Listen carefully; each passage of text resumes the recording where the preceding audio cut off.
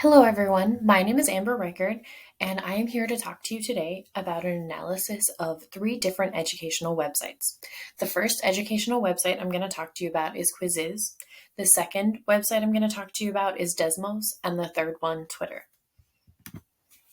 So, for the first educational website, we're going to talk about Quizizz. So, what is it? It could be considered an interactive form of a worksheet. It provides gamification where students may receive points for correct answers, while there's also the option of awarding points for timeliness of correct answers. With Quizizz, there is a question bank that a teacher or an educator may pull questions from in order to edit to create a particular assignment or a particular lesson as well. So if a educator wants to create their own questions, they may do that as well.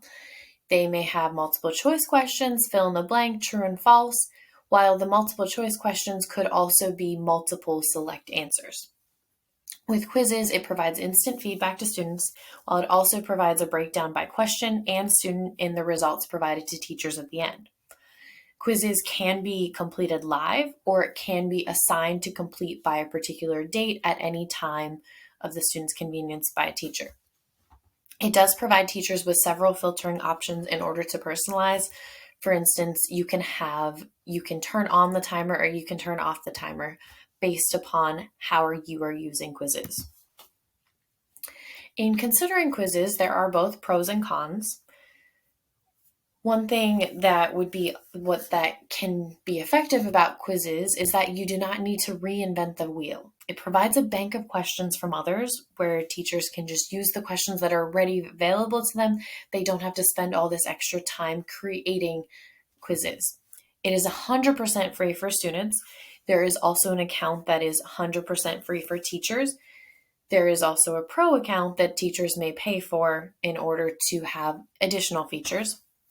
The class accounts allow teacher to assign and schedule to assign quizzes to students directly to the student's Quizizz account instead of using a code or link every time. So it does have that awesome classroom feature with it. It would be more beneficial to teachers and students if it did allow students to skip questions and come back to them. And it does only allow teachers the option to provide students with feedback after answering a question wrong with the paid or super account. The next educational website I want to talk about is Desmos. First thing to note, Desmos is way more than just a graphing calculator. It is completely free. On the About section of the Desmos website, they talk about how the focus of the creators of the faculty with Desmos is on equity principles in order to help all students have equal access to learning math in an interactive way. So therefore, it does focus on digital citizenship, according to the company. It provides a free middle school curriculum for grades 6 through 8 with plenty of free digital activities. While Desmos offers users a free graphing calculator, it also offers teachers an area to create slides of lessons where they can embed graphing calculators, sketch features, along with questions within each of the different slides, or YouTube videos or different types of videos within each slide. And these questions, they can code to make them self-grading features. Now, in considering a more critical analysis of Desmos, like I said, it is a free scientific and graphing calculator that provides students with free access that does not depend on their birth, ethnicity, race, or any aspect of their identity. It provides free digital classroom activities.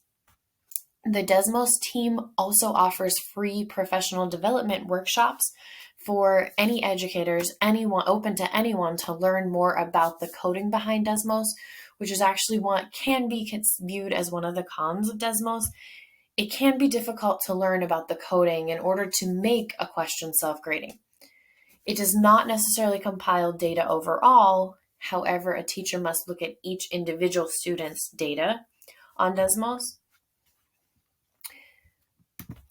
As far as an example goes, here's an example Desmos lesson that I have used before. You'll notice right here on slide 3, students were given several different trig expressions that they were asked to match up with other expressions to simplify them. And then on the slide down below, on slide 4, there was a button where students could press in order to check their progress. Finally, the last educational website I want to talk about is Twitter. Twitter is free and available to everybody with access to the internet. Teachers can create a classroom Twitter account in order to tweet important announcements and assignment due dates. This can be an effective way for keeping parents informed and involved with what's going on in class. It's a great platform to share collaborative resources where teachers can intervene at any time in order to help guide students to be responsible digital citizens. It can be used as a platform to inform students of changes to assignments or important dates. It's a great resource tool for students. It can help students to practice digital citizenship. Students need experience in sharing and connecting with others through social media. Therefore, Twitter can help to do this. It can make students conscientious of how to practice being a digital citizen through thinking about what is posted. Students will focus on becoming more aware of their digital actions through having a classroom Twitter account and having to think about what they are posting with the teacher as a guide. And students will be demonstrating a responsibility for using and sharing information in the digital world. Here's a list of the references that I have used in order to compile my presentation. Thanks for listening.